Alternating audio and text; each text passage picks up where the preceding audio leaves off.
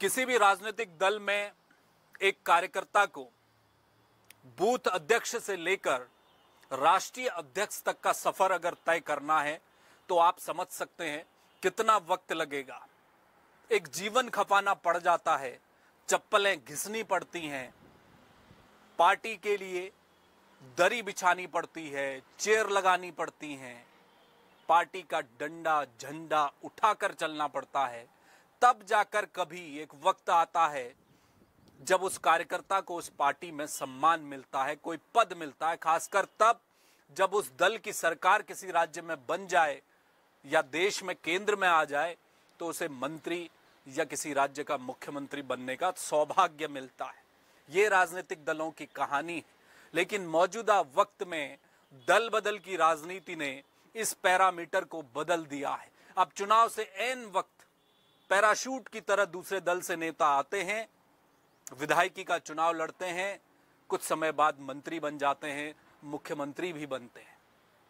आज की जिस तस्वीर की मैं बात कर रहा हूं वो उत्तराखंड की है, इसलिए आज चर्चा जरूरी हो रही है क्योंकि इस समय कैबिनेट रिसफल को लेकर माथापच्ची चल रही है दिल्ली से लेकर देहरादून तक।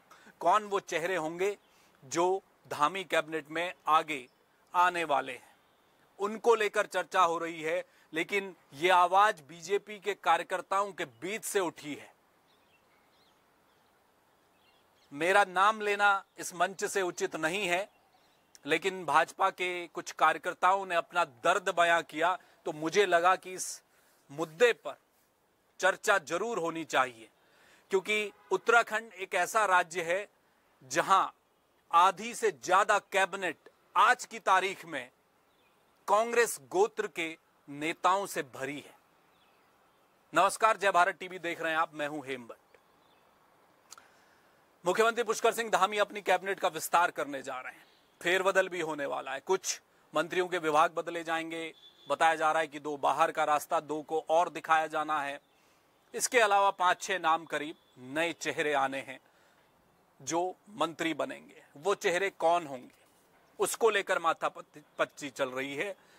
लेकिन आज जो तस्वीर मैं आपको बयां कर रहा हूं वो बीजेपी के खांटी कार्यकर्ता और नेताओं का दर्द है कि वो किस तरह से परेशान हैं इस उत्तराखंड में। और तब से जब से जिसे बीजेपी आफ्टर मोदी कहा जाता है, यहां एक ऐसा दौर चल पड़ा कि दूसरे दलों के नेताओं को तोड़ तोड़ कर बीजेपी अपने खेमे में ले आई। न केवल ले आई बल्कि उन्हें पद, प्रतिष्ठा, सम्मान सब कुछ दिया। उत्तराखंड इसका जीता जागता एक उदाहरण है। 2016 का वो लॉट जिसमें 9 विधायक टूटकर कांग्रेस से भाजपा में आए, उनमें से अधिकांश को बीजेपी ने मंत्री बनाकर उनको एक शानदार पद में सुशोभित किया। उसमें सतपाल जी महाराज हों, सुबोध उनियाल हों, रेखा आर्या हों या फिर सौरभ बहुगुणा क्यों न हो, उनके पिता भी उसी लॉट में आए थे। उनका गोत्र भी कांग्रेसी ही माना जाता है।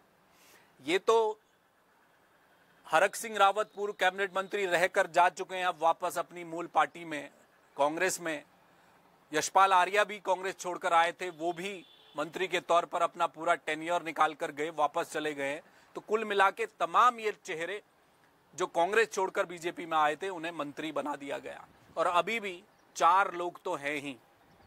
और मंत्री प्रेमचंद अग्रवाल के इस्तीफा देने के बाद इस समय कैबिनेट की जो स्थिति बनी है, 5 सीटें खाली हैं, तो उसमें ज्यादातर कांग्रेसी गोत्र के ही मंत्री हैं। नाम मैंने आपको बताए, सतपाल जी महाराज हैं, रेखा आर्या हैं, सुबोध उनियाल हैं, सौरभ बहुगुणा को भी मान लीजिए। अब कहानी एक और दूसरी है। ये तो वो लोग हैं जो मंत्री बने हैं।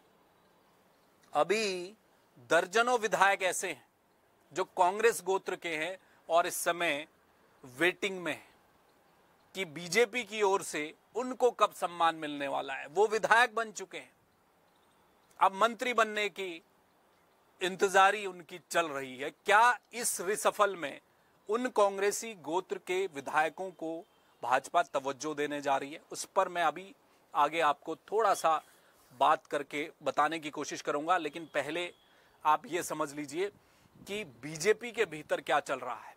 बीजेपी का खांटी कार्यकर्ता परेशान है।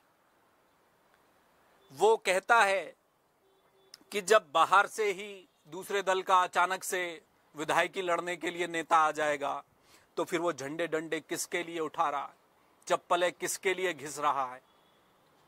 ऐन वक्त पर नेताओं की एंट्री होगी, वो विधायक बन जाएंगे। और एक विधायक बनने का मतलब वो जो कांग्रेस से होकर बीजेपी में जो नेता आए हैं और विधायकी का चुनाव लड़े हैं, कई लोगों ने लड़ा, 14 जीत के आए थे इस बार तो 2022 में कांग्रेसी गोत्र के, और उनमें से 4-5 करीब मंत्री बन गए।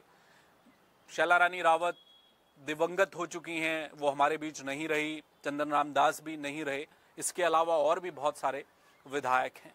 तो बीजेपी का कार्यकर्ता क्या सोच रहा है, वो ठगा सा महसूस कर रहा है। और इसीलिए इस कैबिनेट के रिसफल के दौरान, उससे पहले बीजेपी के भीतर आम कार्यकर्ता की चर्चा, आम नेता की, खांटी नेता की चर्चा यही है कि साहब इस बार ऐसा कुछ मत कर देना। 2016 में वो जो 9 विधायक टूटकर आए, उन्होंने कांग्रेस की सरकार गिरा दी, उन्होंने अपना भविष्य नहीं देखा, वो आ गए, आपने उनको सम्मान दे दिया, पद दे दिया, चलता है। लेकिन अब ऐसा जुल्म मत कर दीजिएगा कि किसी कांग्रेस से आए हुए व्यक्ति को आप मंत्री बना दीजिएगा।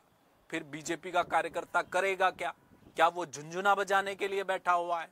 ये दर्द है, मैं नाम नहीं लेना चाहता उन लोगों के, लेकिन उनका कहना यही है कि बीजेपी के लोग क्या करेंगे, वो आम कार्यकर्ता क्या करेगा। एक विधायक का विधानसभा क्षेत्र में किसी दूसरे दल से आकर बीजेपी का विधायक बनने के बाद उसके चारों तरफ जो फौज कार्यकर्ताओं की खड़ी होती है, वो कौन होते हैं? वो उसी दल से जुड़े हुए लोग विधायक या उस नेता के पीछे आ जाते हैं। तो फिर वहां पर जो बीजेपी का आम कार्यकर्ता काम कर रहा था, वो पटरी नहीं बिठा सकता उस नेता के साथ। हमने पिछले दिनों आए दिन ऐसे कई प्रकरण देखे जब कांग्रेस से आए हुए मंत्रियों ने बीजेपी कार्यकर्ताओं को वो तवज्जो नहीं दी जो देनी चाहिए थी। और इस बात का रोना बीजेपी के कई कार्यकर्ताओं ने अलग अलग जगह पर किया भी है, विरोध भी जताया, अपना गुस्सा भी प्रकट किया है। तो ये स्थिति पूरे राज्य में फैली हुई है। मेरा यहां ये कहना है कि मैं ये कतई नहीं कह रहा कि कांग्रेस से आया हुआ व्यक्ति जो अब भाजपा के सिंबल से विधायक बन चुका है, मंत्री बन चुका है, वो काम नहीं करता। काम की तो बात ही नहीं हो रही, काम तो सब लोग अच्छा कर रहे हैं। और ये पता भी है, बीजेपी ने न केवल उत्तराखंड में बल्कि तमाम और दूसरे राज्यों में भी अलग अलग दलों से आए हुए लोगों को अपनी पार्टी में जगह दी है, उन्हें चुनाव लड़ाया है, उन्हें मंत्री बनाया है। असम के मुख्यमंत्री हेमंत बिस्वा शर्मा किससे छुपा है? वो तो इस वक्त बीजेपी के सबसे फायर ब्रांड नेता है और उनका भी गोत्र कांग्रेसी है। कांग्रेस छोड़कर वो बीजेपी में शामिल हुए। आज असम के मुख्यमंत्री तक की कुर्सी में भाजपा ने उन्हें पहुंचाया है।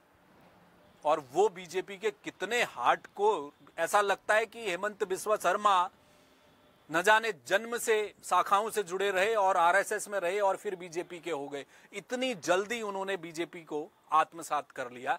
ऐसे भी नेता बीजेपी के सामने हैं। लेकिन कई जगह पर, खासकर उत्तराखंड में, ऐसी आवाज बीच में उठती रही कि भाई जो आम कार्यकर्ता है उसे तवज्जो नहीं देते ये लोग जो बाहर से आकर मंत्री बना दिए जाते हैं। ये बड़ा सवाल इस समय बना हुआ है। इसलिए बीजेपी का कार्यकर्ता इंतजार कर रहा है। वो कह रहा है कि इस समय भाजपा के जो खांटी नेता हैं, जो मूल नेता हैं, जिन्होंने अपना जीवन खपाया है, उनके नेताओं को, उनके लोगों को कम से कम कैबिनेट में इस बार जगह मिलनी चाहिए। ये बीजेपी के भीतर से आवाज आ रही है। और बीजेपी का खांटी नेता कौन है, सवाल यहां पर यह भी उठेगा। तो एक तो पैरामीटर है, एक तो यह है कि जिस व्यक्ति ने अपना बचपन शाखाओं में गुजारा हो, संघ से थोड़ा बहुत ताल्लुक रखता हो, एबीवीपी का मेंबर रहा हो, क्योंकि कॉलेज से राजनीति की शुरुआत होती है और जो लोग एबीवीपी में शुरुआत कर लेते हैं, अखिल भारतीय विद्यार्थी परिषद में जो लोग शामिल हो जाते हैं, उनको ये माना जाता है कि उन्होंने राजनीति का पहला जो ककहरा है वो अब वो सीख लिए हैं और यहां से छात्र राजनीति से निकलकर वो बीजेपी में आते हैं। इस तरह के नेताओं की मैं बात कर रहा हूं जिन्हें खांटी कहा जाता है।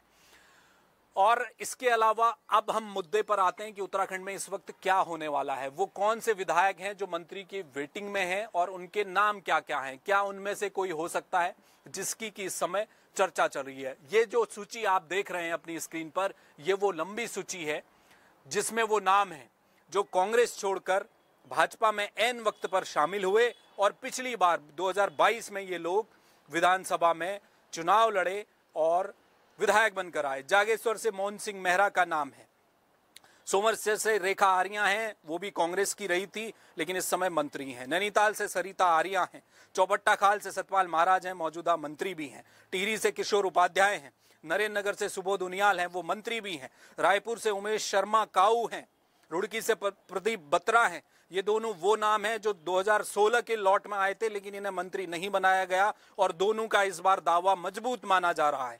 केदारनाथ से शैला रानी रावत थी, वो गुजर गई। और भीमताल से राम सिंह कैड़ा का नाम भी चल रहा है, वो भी कांग्रेस गोत्र के हैं। यमकेश्वर से रेणु बिष्ट हैं। बागेश्वर से चंदन रामदास थे, वो दिवंगत हो गए। थराली से भोपाल राम हैं। गंगोत्री से सुरेश चौहान हैं। ये वो तमाम नाम हैं जो कांग्रेस गोत्र के हैं और इस समय बीजेपी में विधायक हैं।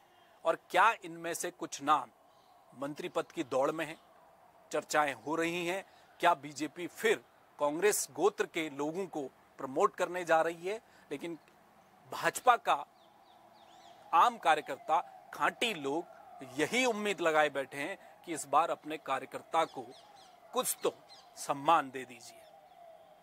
इस खबर में हमारे साथ जुड़ने के लिए आपका बहुत शुक्रिया।